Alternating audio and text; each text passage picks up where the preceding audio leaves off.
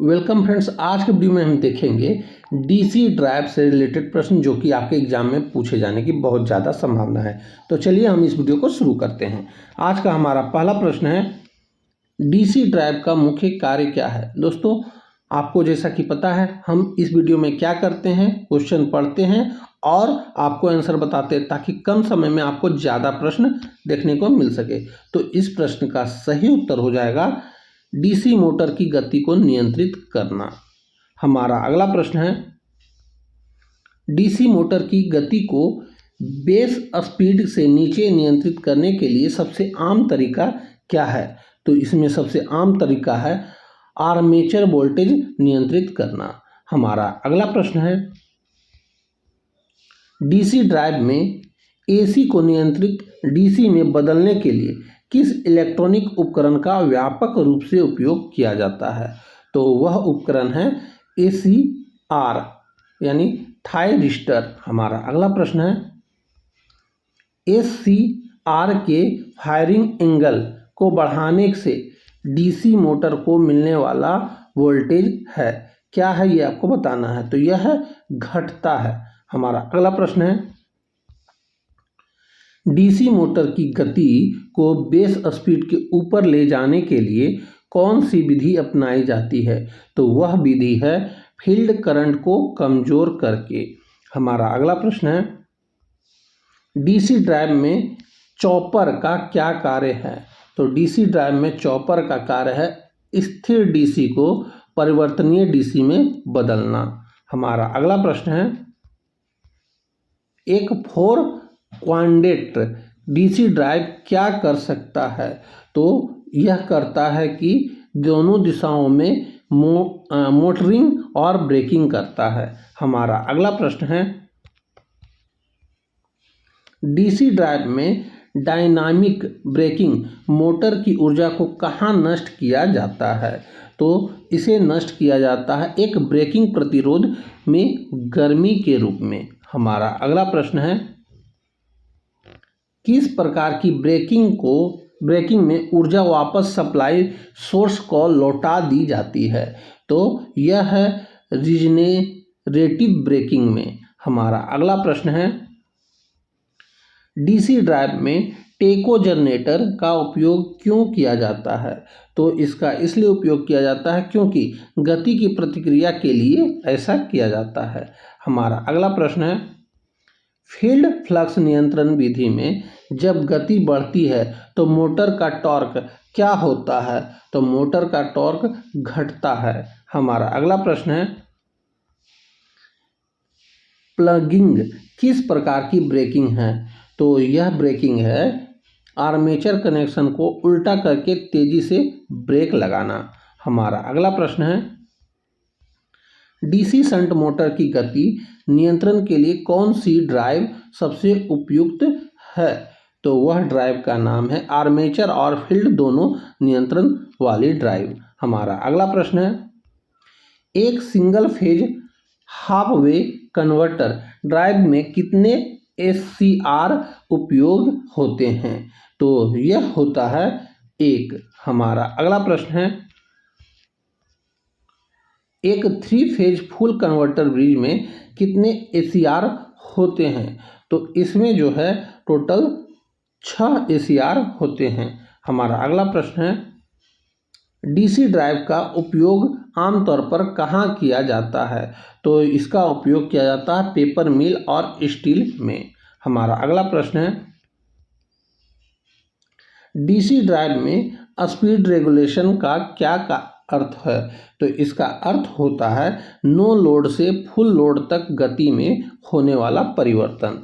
हमारा अगला प्रश्न है, डीसी सीरीज मोटर को बिना लोड के क्यों नहीं चलाना चाहिए। तो इसे बिना लोड के इसलिए नहीं चलाना चाहिए क्योंकि इसकी गति खतरनाक रूप से बहुत अधिक हो जाएगी। हमारा अगला प्रश्न है,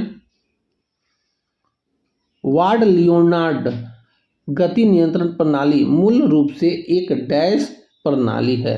तो वह प्रणाली है आर्मेचर वोल्टेज नियंत्रण प्रणाली।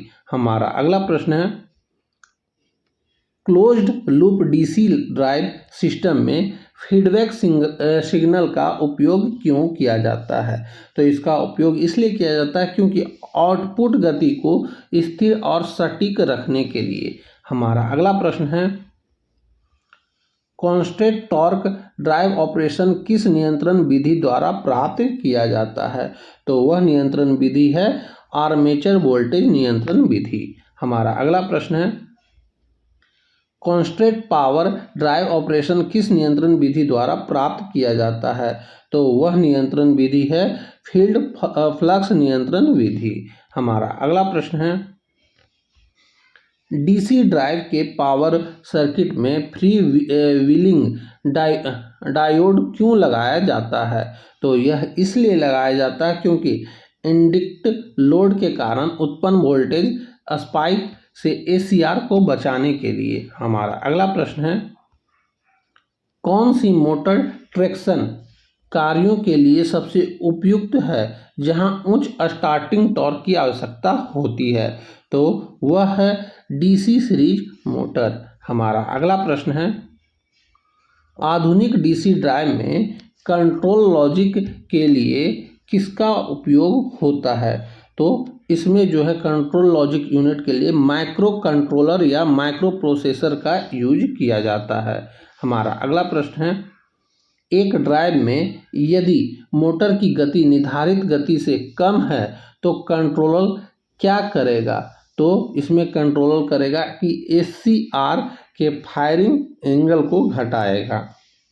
हमारा अगला प्रश्न है, डीसी ड्राइव की तुलना में एसी ड्राइव का एक मुख्य लाभ क्या है?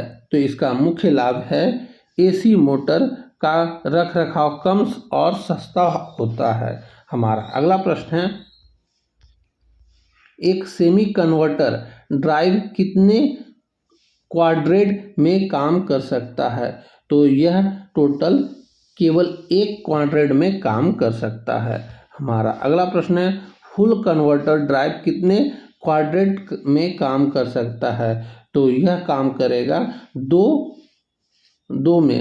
क्वाड्रेंट में काम करेगा। हमारा अगला प्रश्न है, डीसी ड्राइव में करंट लिमिटिंग सर्किट का क्या उद्देश्य है? तो इसका उद्देश्य है कि ओवरलोड या स्टार्टिंग के दौरान मोटर को अत्यधिक करंट से बचाना। हमारा अगला प्रश्न है, डीसी मोटर की गति किसके सीधे अनुपातिक होता है? तो यह सीधे अनुपातिक होता है बैक ईएमएफ यानी ईबी के द्वारा। हमारा अगला प्रश्न है, डीसी मोटर का टॉर्क किसके अनुपातिक होता है? तो यह अनुपातिक होता है फील्ड फ्लक्स और आर्मेचर करंट के गुणनफल का। हमारा अगला प्रश्न है, एक स्टेप डाउन चॉपर में यदि ड्यूटी साइकिल को बढ़ाया जाता है तो औसत आउटपुट वोल्टेज होगा, क्या होगा ये आपको बताना है। तो इसमें यह बढ़ता है। हमारा अगला प्रश्न है, 4 क्वाड्रेंट ऑपरेशन के लिए किस प्रकार के कन्वर्टर का उपयोग किया जाता है? तो इसमें जो है ड्यूअल कन्वर्टर का उपयोग किया जाता है। हमारा अगला प्रश्न है, डीसी ड्राइव सिस्टम में डीसी मोटर का मुख्य नुकसान क्या है? तो इसमें इसका मुख्य नुकसान है कम्यूटेटर और ब्रश का नियमित रखरखाव। हमारा अगला प्रश्न है, डीसी ड्राइव के आउटपुट में मौजूद अवांछित एसी घटकों को कम करने के लिए किसका उपयोग किया जाता है? तो इसमें उपयोग किया जाता है फिल्टर सर्किट का। हमारा अगला प्रश्न है, डीसी ड्राइव में सॉफ्ट स्टार्टर सुविधा का क्या उद्देश्य है? तो इसका उद्देश्य है स्टार्टिंग करंट को सीमित करके मोटर को धीरे धीरे गति देना। हमारा अगला प्रश्न है, एक क्लोज्ड लूप डीसी ड्राइव में गति त्रुटि को कम करने और प्रतिक्रिया में सुधार करने के लिए किस कंट्रोलर का उपयोग किया जाता है? तो इसमें जो है पीआईडी कंट्रोलर का उपयोग किया जाता है। हमारा अगला प्रश्न है कि एसीआर आधारित ड्राइव से मिलने वाली रिपल युक्त डीसी सप्लाई डीसी मोटर के किस हिस्से पर प्रतिकूल प्रभाव डालती है? तो इसमें जो है प्रतिकूल प्रभाव कम्यूटेशन प्रक्रिया पर होता है। हमारा अगला प्रश्न है, एक सिंगल फेज कन्वर्टर का औसत आउटपुट वोल्टेज किसके द्वारा दिया जाता है? तो यह दिया जाता है 2Vm बटा में पाई ब्रैकेट क्लोज करके कॉस अल्फा के द्वारा दिया जाता है। तो दोस्तों यहीं पे हमारा यह वीडियो समाप्त होता है, जिससे आपको सारे प्रश्न मैंने बताया जो कि आपके एग्जाम में पूछे जाने की बहुत ज़्यादा संभावना है। तो जितना हो सके इस वीडियो को अपने दोस्तों में शेयर करें ताकि वो भी इस वीडियो को देखकर लाभ उठा सकें। अब हम आपसे मिलेंगे अगली टॉपिक के साथ अगले वीडियो में, तब तक के लिए जय हिंद, वंदे मातरम।